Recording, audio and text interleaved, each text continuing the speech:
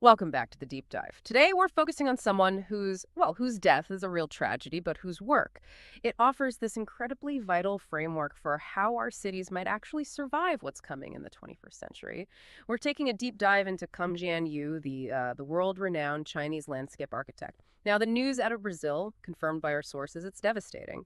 But our mission today, it isn't really about dwelling on the loss itself. It's about pulling apart, really analyzing the blueprint he left us. This radical idea, though, it's actually ancient in some ways, the sponge city. We need to get what it is, why it's such a huge shift from, well, decades of engineering that just hasn't worked, and why it might be the absolute key to urban resilience with climate change hitting harder. Yeah, you really can't ignore the backdrop here. The news about Professor Yu passing away, he was only 62. Hmm. It caused genuine shock, real grief, especially if you looked at Chinese social media. But, while we remember him, we really need to get to the heart of what he was arguing. His work, it's not just academic theory, it's practical. It's this crucial lesson that cities today have got to stop seeing water as this enemy you build walls against. Instead, they need to figure out how to, well, he put it simply, make friends with water. Okay, yeah. Let's quickly unpack the tragic part first, the context. So Yu was killed earlier this month. It was a plane crash, a small single-engine plane in Brazil's Pantanal wetlands. He wasn't alone. There were three others, two Brazilian filmmakers, Luiz Ferraz and Rubens Crispim Junior, and the pilot, Marcelo Pereira de Barros. And they were deep inland, Mato Grosso do Sul state. And the location itself is, oh, it's really striking, isn't it? The Pantanal.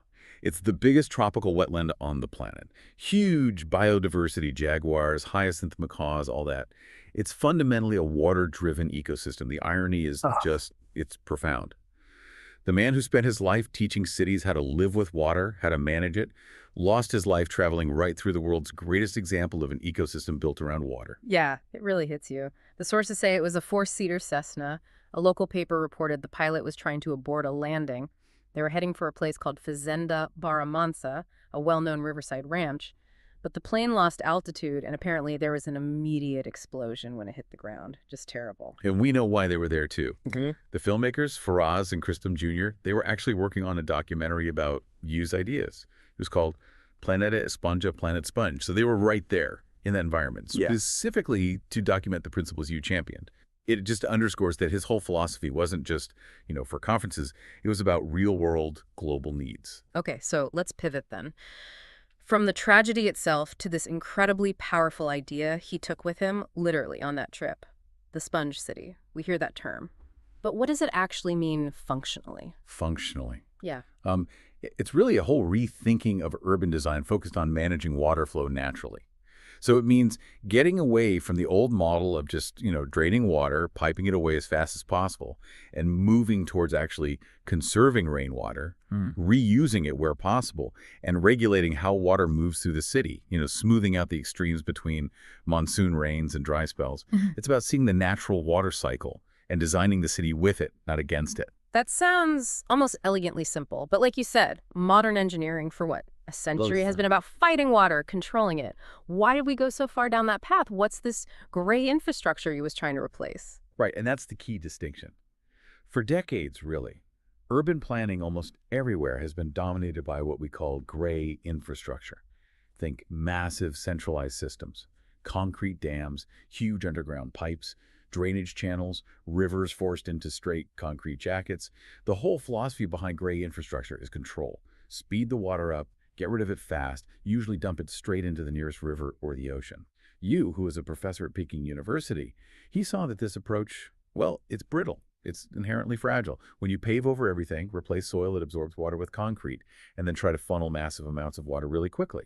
Well, when you get an extreme weather event, which, let's face it, is happening way more often now, the whole system just breaks catastrophically. The concrete walls get breached. The super fast water has immense destructive power. And the really fascinating thing, as you mentioned, is that Yu wasn't proposing some brand new high-tech fix for this. He actually looked backwards, didn't he? He was explicitly inspired by ancient Chinese farming and water management wisdom, using that to completely rethink modern cities. Absolutely. That core message he had, retain water, slow down water, embrace water, it's a direct pushback against that modern control obsession. See, if you slow the water down, you let natural processes happen that concrete just short circuits, sediment can settle out, pollutants get filtered naturally by plants and soil, and crucially, The water gets time to seep into the ground, recharging local groundwater. You're not trying to defeat the flood. You're sort of negotiating with it, letting it do its thing, but in a managed way. And we've seen the desperate need for this, haven't we? The sources mention it, China itself, even Beijing has had these horrific, record-breaking floods and rains just this year. This isn't some future problem, it's right now. It's urgent, globally. But, okay, if this greener approach, the sponge city idea, is so much better, why isn't every city just doing it immediately? I imagine it's tough politically, right? Trying to convince planners or developers to turn valuable land into, say, a wetland that might flood sometimes, instead of building condos. That's definitely the biggest hurdle. And that's really where Yu's firm, Turenscape, did crucial work, proving it could actually make economic sense. Because while putting in green infrastructure like a constructed wetland might seem expensive up front compared to just laying pipe, the long-term costs tell a different story. Gray infrastructure needs constant, very expensive maintenance. And when it fails, which it does, the cost of cleaning up the disaster afterwards is just astronomical. You showed that green infrastructure actually provides multiple benefits all at once. Flood control, yes, but also natural water cleaning, cooling the city down, fighting that urban heat island effect, boosting biodiversity, all of which makes the area nicer to live in and actually increases long-term value. It's like an ecological economy of scale. Okay, let's talk specifics then. These real-world applications. Turenscape has worked in hundreds of Chinese cities. Can you give us an example? How do they actually turn, say, a typical concrete riverbank into a sponge? Sure. Take a project they did on the edge of Beijing. The traditional approach would have been, straighten the river, build high concrete walls, classic gray infrastructure. Instead, Turenscape designed, well, what look like strategically placed holes or terraced basins along the riverbanks. It looks natural, but it's very carefully engineered hydrology. So when the river rises during heavy rain, instead of being constricted and speeding up, the water deliberately spills into these basins, these terraces. And this does three things right away. One, it drastically slows the water down, reducing its energy, which protects areas downstream.